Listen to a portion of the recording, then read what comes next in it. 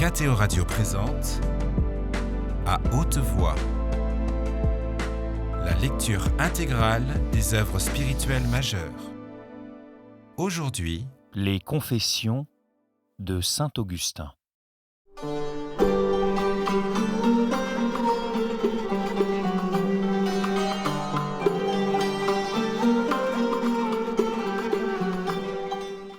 Chapitre 10. Les créatures spirituelles. Bienheureuse la créature qui n'a pas connu d'autre état. Elle ne serait pas ce qu'elle est si, à peine créée, votre don porté au-dessus de toutes les choses changeantes ne l'eût soulevée aussitôt à cet appel que la lumière soit d'où naquit la lumière. Chez nous, le temps où nous étions ténèbres et celui où nous devenons lumière sont deux temps distincts. Mais de cette créature, on ne dit que ce qu'elle eût été si elle n'avait été illuminée par Dieu. On en parle comme si elle avait été d'abord écoulement et ténèbres pour nous découvrir la cause qui l'a rendue autre, c'est-à-dire qui l'a tournée vers l'indéfectible lumière, l'a faite elle-même lumière. Que celui qui le peut comprenne, qu'il vous demande de comprendre. Pourquoi s'en prendre à moi comme si j'étais la lumière qui éclaire tout homme venant en ce monde ?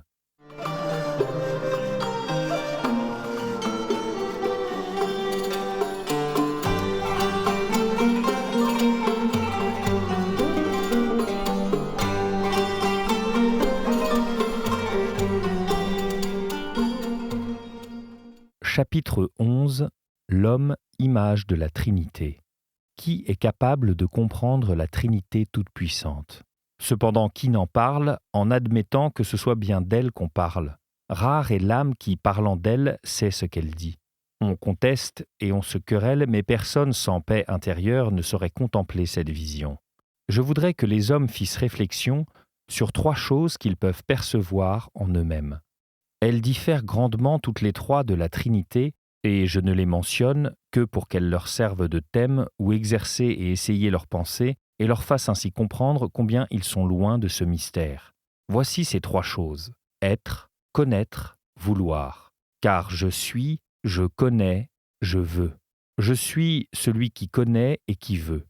Je connais que je suis et que je veux être et connaître. Combien dans ces trois choses, la vie forme un tout indivisible, l'unité de la vie, l'unité de l'intelligence, l'unité de l'essence, l'impossibilité de distinguer des éléments inséparables et pourtant distincts, comprennent cela qui peut.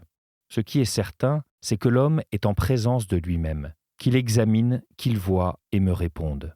Au reste, pour avoir trouvé et reconnu cette analogie, qu'on ne croit pas avoir compris l'être immuable, qui transcende ses attributs, qui est immuablement, connaît immuablement et veut immuablement. Est-ce parce que ces trois attributs appartiennent ensemble à Dieu que Dieu est la Trinité ? Ou les trois attributs appartiennent-ils à chaque personne divine, chacune étant ainsi une et triple ?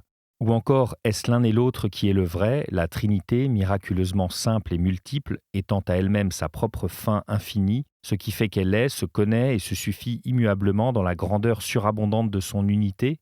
Qui pourrait concevoir facilement un tel mystère ? Qui saurait l'exprimer ? Qui oserait l'énoncer de quelque façon que ce fût ?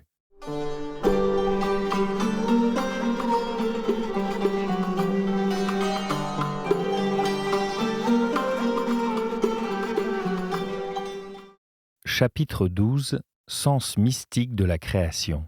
Pousse plus loin, ô ma foi, ta confession. Dis à ton Seigneur, Saint, Saint, Saint mon Seigneur, mon Dieu. En votre nom nous avons été baptisés, Père, Fils, Esprit Saint. En votre nom nous baptisons, Père, Fils, Esprit Saint. Car parmi nous aussi, Dieu a créé par son Christ un ciel et une terre, autrement dit les spirituels et les charnels de son Église. Et notre terre, avant de recevoir la forme de la doctrine, était invisible et chaotique, et nous étions recouverts des ténèbres de l'ignorance, car vous aviez châtié l'homme à cause de son iniquité, et vos jugements sont pareils à de profonds abîmes. Mais comme votre esprit était porté au-dessus des eaux, votre miséricorde n'a pas abandonné notre misère, et vous avez dit « Que la lumière soit, faites pénitence parce que le royaume de Dieu est proche. Faites pénitence, que la lumière soit. Et parce que notre âme en nous était troublée, nous nous sommes souvenus de vous, Seigneur, aux rives du Jourdain, sur cette montagne à votre hauteur, mais qui s'est abaissée pour nous. Nos ténèbres nous ont déplu, nous nous sommes tournés vers vous, et la lumière s'est faite. Et voici que nous avons été jadis ténèbres et que maintenant nous sommes lumière dans le Seigneur.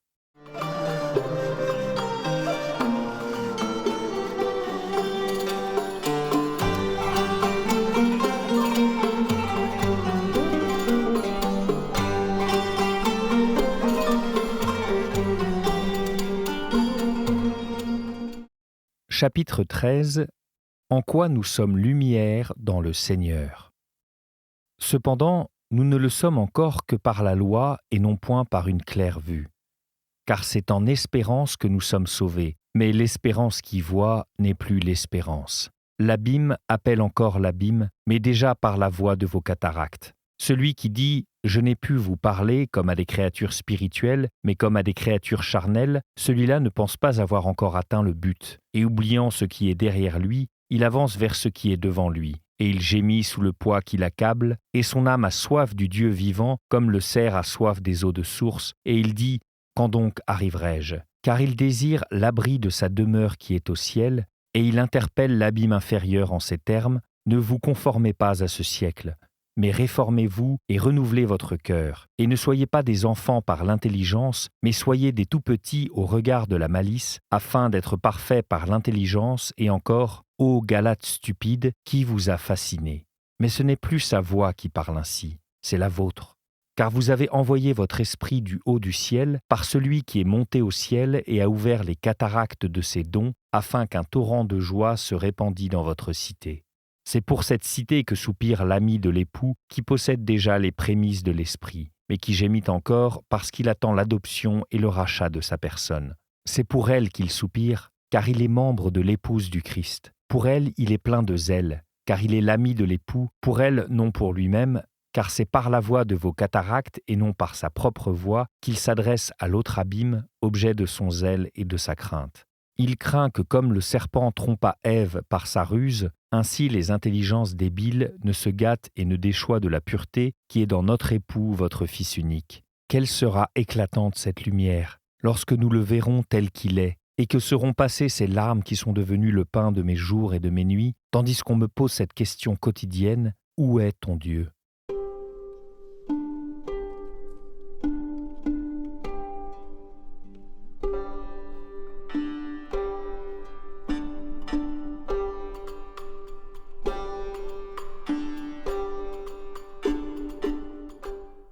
Chapitre 14. Foi et espérance. Et moi aussi je dis, où êtes-vous, mon Dieu? Où donc êtes-vous? Je respire un peu en vous lorsque je répands mon âme en moi-même dans un cri d'exaltation et de louange, véritable cri de fête. Mais elle est triste encore, parce qu'elle retombe et devient abîme, ou plutôt parce qu'elle sent qu'elle est encore abîme. Ma foi que vous avez allumée dans la nuit devant mes pas lui dit « Pourquoi es-tu triste, ô mon âme, et pourquoi me troubles-tu? Espère dans le Seigneur, son verbe est une lampe pour tes pas. Espère, persévère, jusqu'à ce que soit passée la nuit, mère des méchants, jusqu'à ce que soit passée la colère du Seigneur, cette colère dont nous fûmes autrefois les fils quand nous étions ténèbres. De ces ténèbres, nous traînons les restes dans ce corps que le péché a tué, jusqu'à ce que soufflent les brises du jour et que soient dissipées les ombres. J'espère dans le Seigneur. Dès le matin, je me tiendrai devant lui, je le contemplerai, je ne cesserai de le confesser. Dès le matin, je me tiendrai devant lui, et je verrai le salut de mon visage, mon Dieu, qui vivifiera nos corps mortels, à cause de son esprit qui demeure en nous, miséricordieusement porté sur les eaux ténébreuses de nos âmes. Aussi, dans notre pèlerinage sur la terre, nous avons reçu de lui le gage de devenir lumière. Il nous a déjà sauvés en espérance, et des fils de la nuit et des ténèbres que nous étions, il a fait des fils de la lumière et des fils du jour. Entre les uns et les autres, dans l'incertitude terrestre de la science humaine, vous seuls pouvez distinguer, car vous mettez nos cœurs à l'épreuve et appelez la lumière jour et les ténèbres nuit. Qui sait faire la différence si ce n'est vous? Mais que possédons-nous que nous ne tenions de vous? Car nous avons été faits, nous, vases d'honneur, de la même pâte qui a servi à faire les vases d'ignominie.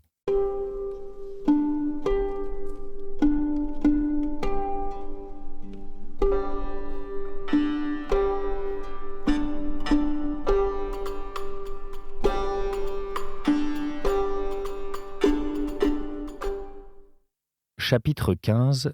quelques symboles, le firmament et les eaux au-dessus du firmament. Qui donc, si ce n'est vous, notre Dieu, a créé au-dessus de nous un firmament d'autorité dans votre divine écriture? Le ciel sera plié comme un livre, et maintenant il s'étend au-dessus de nous comme une peau. Car plus sublime est l'autorité de votre divine écriture, depuis que sont morts les mortels par qui vous nous l'avez dispensé. Et vous savez, Seigneur, vous savez comment vous avez couvert de peau les hommes quand le péché les eut fait mortels. Aussi vous avez étendu comme une peau le firmament de votre livre, vos paroles toujours concordantes, que vous avez disposées au-dessus de nous par le ministère d'hommes mortels. Par leur mort même, l'autorité de vos paroles qu'ils ont publiées déploie sa force sur tout ce qui est situé au-dessous, elles ne se dressaient point si haut de leur vivant. C'est que vous n'aviez pas encore développé le ciel comme une peau, vous n'aviez pas encore répandu partout la gloire de leur mort. Faites, Seigneur, que nous voyions les cieux, œuvre de vos doigts, dissipez pour nos regards le nuage dont vous les avez voilés. Là est votre témoignage qui donne la sagesse aux petits enfants. Achevez, ô mon Dieu, votre louange par la bouche des nourrissons. Car nous ne savons pas d'autres livres qui ruinent à ce point l'orgueil, qui anéantissent si bien l'ennemi, celui qui rebelle à toute réconciliation avec vous, défend ses péchés. Non, je ne connais pas, Seigneur, je ne connais pas d'autres paroles aussi pures, pour me persuader de faire ma confession, assouplir mon cou à votre joug et m'inviter à vous servir d'une âme désintéressée. Donnez-moi l'intelligence, ô Père excellent, accordez cette grâce à ma soumission, car c'est pour les cœurs soumis que vous avez solidement institué ces paroles. Il y a d'autres eaux, je crois, au-dessus de ce firmament, eau immortelle et défendue de la corruption terrestre. Qu'elle loue votre nom, qu'elle vous loue les troupes célestes de vos anges, qui n'ont pas besoin de contempler ce firmament, ni d'y lire pour apprendre à connaître votre parole. Car ils ne cessent point de voir votre face, et ils y lisent, sans que se déroulent des syllabes dans le temps, l'objet de votre volonté éternelle. Ils le lisent, l'élisent, le chérissent. Perpétuellement, ils le lisent, et ce qu'ils lisent ne passe jamais. En les choisissant et les aimant, ils lisent vos desseins immuables. Leur livre ne se ferme point, leur livre ne se roule point, car vous êtes vous-même ce livre pour eux, et vous l'êtes pour l'éternité. Car vous les avez établis au-dessus de ce firmament, dressés par vous au-dessus de la faiblesse des peuples d'en bas, pour qu'ils regardent en haut et connaissent votre miséricorde qui vous annonce dans le temps, vous qui avez créé le temps. Car c'est dans le ciel qu'est votre miséricorde, et votre vérité s'élève jusqu'aux nues. Elle passe les nues, mais le ciel demeure. Ceux qui prêchent votre parole passent de cette vie à une autre vie, mais votre écriture s'étend sur les peuples jusqu'à la fin des siècles. Le ciel et la terre passeront, mais vos paroles ne passeront point. Car la peau se plissera et l'herbe sur laquelle elle s'étendait passera avec son éclat. Mais votre parole demeure éternellement.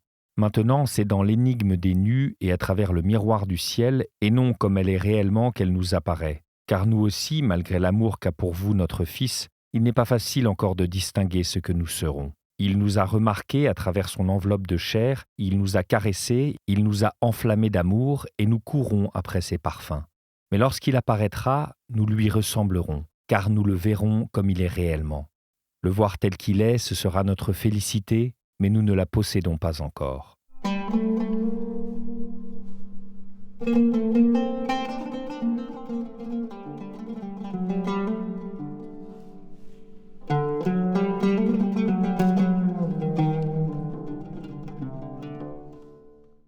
Chapitre 16. Nul ne connaît Dieu comme il se connaît. De même que vous seuls existez absolument, vous détenez seuls la connaissance absolue. Immuable en effet est votre être, immuable votre savoir, immuable votre volonté. Votre essence sait et veut immuablement. Votre science est et veut immuablement. Votre volonté est et sait immuablement. Il n'est pas juste à vos yeux que la lumière immuable soit connue par l'être muable qu'elle éclaire, comme elle se connaît elle-même. Et c'est pourquoi mon âme est comme une terre sans eau.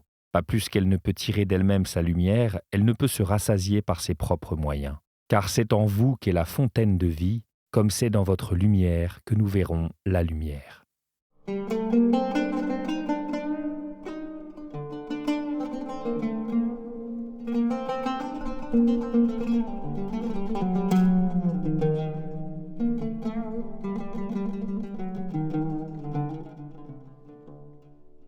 Chapitre 17 Les eaux amères et la terre sèche. Qui a rassemblé en une seule mer ces eaux amères? Leur fin est la même, un bonheur temporel, terrestre, mobile de toutes leurs actions, en dépit de l'innombrable diversité des soins qui les agitent. Qui donc, Seigneur, si ce n'est vous, qui donc a dit aux eaux de se réunir en un seul lieu, à l'élément sec d'apparaître, assoiffé de vous? Car la mer est votre œuvre, c'est vous qui l'avez faite, et vos mains ont formé la terre sèche. Ce n'est pas l'amertume des volontés, mais la réunion des eaux que l'on nomme la mer. Vous contenez aussi les passions mauvaises des âmes, et vous fixez les bornes jusqu'où il leur est permis de s'avancer, afin que leurs flots se brisent sur eux-mêmes, et ainsi vous créez la mer, la soumettant à l'ordre de votre puissance qui règne sur toute chose. Quant aux âmes altérées de vous, qui sont sous vos yeux et que vous avez pour une fin différente séparées des flots de la mer, vous les arrosez d'une eau vive, mystérieuse et douce, afin que la terre porte son fruit, et elle le porte, soumise à vos ordres, ô Seigneur qui êtes son Dieu. Notre âme fait germer les œuvres de miséricorde selon son espèce, elle aime le prochain et lui vient en aide dans ses besoins matériels. Elle porte en elle la semence de cette pitié en raison d'une ressemblance de nature, car c'est le sentiment de votre infirmité qui nous incline à compatir aux misères de ceux qui sont dénués de tout, à les secourir comme nous voudrions l'être nous-mêmes si nous étions dans le même dénuement.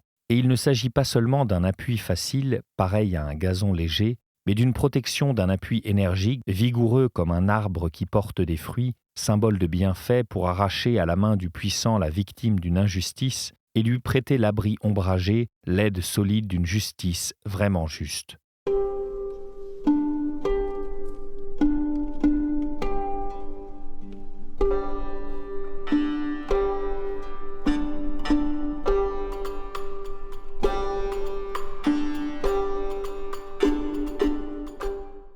Chapitre 18 Méditation.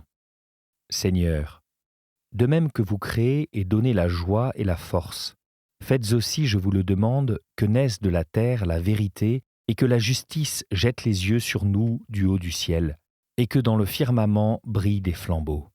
Rompons notre pain avec celui qui a faim.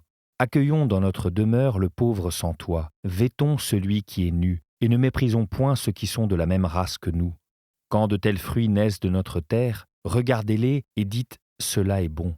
Faites jaillir notre lumière au moment convenable, grâce à cette moisson de bonnes œuvres, si médiocre soit-elle, que nous puissions nous hausser à la contemplation délicieuse du Verbe de vie et apparaître dans le monde comme des flambeaux fixés au firmament de votre écriture. C'est là que vous nous apprenez à distinguer entre les réalités intelligibles et les réalités sensibles, entre les âmes adonnées aux réalités intelligibles et les âmes livrées aux réalités sensibles, comme entre le jour et la nuit. De la sorte, vous n'êtes plus seul dans le mystère de votre discernement, comme vous l'étiez avant la création du firmament, à distinguer entre la lumière et les ténèbres. Vos spirituels, eux aussi, rangés dans ce même firmament, maintenant que votre grâce s'est manifestée à travers le monde, brillent au-dessus de la terre, séparent le jour de la nuit et marquent les parties du temps. Car les choses anciennes sont passées, et voici que tout est neuf. Notre salut est plus proche que lorsque nous avons commencé de croire. La nuit a précédé et le jour s'est avancé. Vous bénissez la couronne de l'année, vous envoyez vos ouvriers dans votre moisson, semés par le labeur d'autres ouvriers, vous en envoyez même pour d'autres semailles dont la moisson aura lieu à la fin des siècles. Ainsi vous exaucez les prières du juste et vous bénissez ces années. Mais vous restez éternellement le même, et dans vos années qui ne passent pas, vous préparez comme un grenier pour les années qui passent. Par un dessein éternel, vous répandez sur la terre les biens du ciel, au moment voulu. À l'un est donné par votre esprit la parole de sagesse. Flambeau plus grand pour ceux qui trouvent leur délice dans la lumière d'une vérité brillante, comme aux premières heures du jour. À un autre par le même esprit, la parole de science, flambeau moins éclatant. À un autre, la foi. À un autre, le pouvoir de guérir. À un autre, le don des miracles. À un autre, la grâce de prophétie. À celui-ci, le discernement des esprits. À celui-là, le don des langues. Et tous ces dons, comme les étoiles, sont l'œuvre d'un seul et même esprit, qui partage à chacun ses bienfaits comme il le veut, et qui fait apparaître et luire ses astres pour le bien commun. Mais la parole de science, où sont enfermés tous les mystères qui varient selon les époques, comme varie la lune, et les autres dons, dont j'ai parlé en les comparant aux étoiles, diffèrent à ce point de cet éclat de sagesse dont se réjouit le jour qui s'annonce qu'ils ne sont qu'un crépuscule.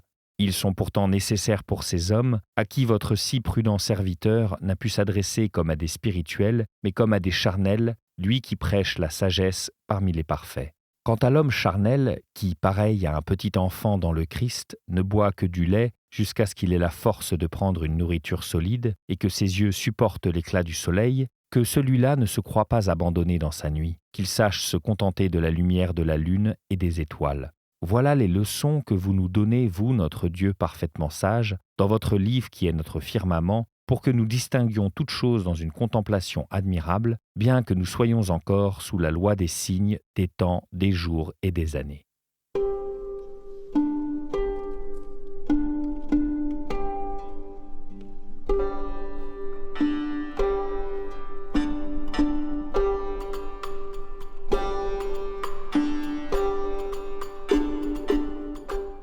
Chapitre 19.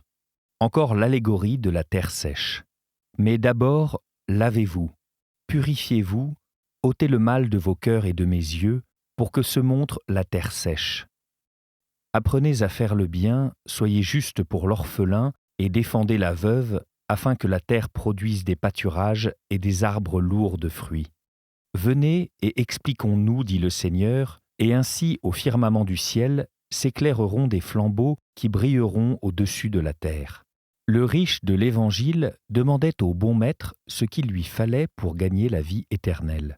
Et le bon maître, en qui le riche ne voyait qu'un homme, le bon maître qui est bon parce qu'il est Dieu, lui déclarait « Celui qui veut atteindre à la vie doit observer les commandements, écarter de lui l'amertume de la malice et de la perversité, ne pas tuer, ne pas commettre l'adultère, se garder du vol, du faux témoignage, afin que se montre la terre sèche, génératrice du respect des pères et des mères, et de l'amour du prochain. J'ai fait toutes ces choses, dit le riche. D'où viennent donc de telles épines si la terre porte du fruit? Va, arrache les buissons touffus de l'avarice, vends tes biens, enrichis-toi en donnant aux pauvres. Tu posséderas un trésor dans le ciel. Suis le Seigneur si tu veux être parfait. Associe-toi à ceux qui recueillent les paroles de sagesse, de celui qui sait ce qu'il faut dispenser au jour et à la nuit. Tu les connaîtras toi aussi, et ils deviendront pour toi aussi des flambeaux au firmament du ciel. Mais il n'en sera rien si ton cœur ne s'y trouve, et ton cœur n'y sera pas si tu n'y as pas ton trésor. Ainsi parla ton bon maître. Mais la terre stérile se contrista, et les épines étouffèrent la parole. Quant à vous, race choisie, les faibles du monde, vous qui avez tout quitté pour suivre le Seigneur, suivez-le et confondez les forts. Suivez-le de vos pieds radieux, et brillez au firmament pour que les cieux racontent sa gloire, distinguant la lumière des parfaits qui ne sont pas encore semblables aux anges et les ténèbres des petits qui n'ont pas perdu tout espoir. Brillez sur toute la terre, que le jour éclatant de soleil dise au jour la parole de sagesse, et que la nuit, éclairée par la lune, dise à la nuit la parole de la science. La lune et les étoiles brillent dans la nuit, mais la nuit n'obscurcit pas leur lumière, car ce sont elles qui éclairent la nuit autant qu'elle peut être éclaircie. Comme si Dieu eût dit que des flambeaux paraissent au firmament, aussitôt un bruit se fit entendre dans le ciel, pareil à celui d'un vent violent, et l'on vit comme des langues de feu qui se partagèrent et vinrent se poser sur chacun d'eux. Et des flambeaux apparurent au ciel qui possédaient la parole de vie. Courez partout, feux sacrés, feux admirables. Vous êtes la lumière du monde et vous n'êtes pas sous le boisseau. Celui à qui vous vous êtes attaché a été exalté et il vous a exalté. Courez et manifestez-vous à toutes les nations.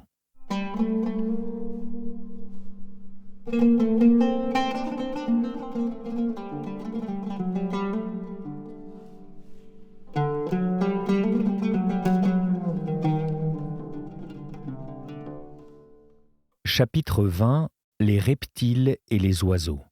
Que la mer conçoive aussi et qu'elle enfante vos œuvres. Que les eaux donnent naissance aux reptiles pourvus d'âmes vivantes. Car en séparant ce qui est précieux de ce qui est vil, vous êtes devenus la bouche de Dieu par où il dit que les eaux donnent naissance non à l'âme vivante, fille de la terre, mais aux reptiles pourvus d'âmes vivantes et aux oiseaux qui volent au-dessus de la terre. Comme ces reptiles, vos sacrements, ô mon Dieu, se sont glissés, grâce aux œuvres de vos saints, parmi les flots des tentations du siècle pour imprégner les peuples de votre nom dans votre baptême. Ainsi ont été réalisées de grandes merveilles, semblables à d'énormes cétacés, et les paroles de vos messagers ont volé au-dessus de la terre, sous le firmament de votre livre, qui devait de son autorité protéger leur vol partout où elles iraient. Car ce n'est pas un langage, ce ne sont point des discours qui ne soient point entendus, leur son s'est répandu dans toute la terre et leurs paroles jusqu'aux confins du monde, en les bénissant, Seigneur, vous les avez multipliées. Mentirais-je donc ? Ou mêlerais-je et confondrais-je, incapable de les distinguer, les claires notions des choses du firmament et les œuvres corporelles qui s'accomplissent dans la mer agitée sous le firmament ? Point du tout. Il y a des choses dont l'idée est complète, achevée, ne recevant aucun accroissement des générations, telles les lumières de la sagesse et de la science. Mais ces choses sont l'objet d'opérations matérielles, multiples et variées, et s'accroissant les unes des autres, elles se multiplient sous votre bénédiction, mon Dieu.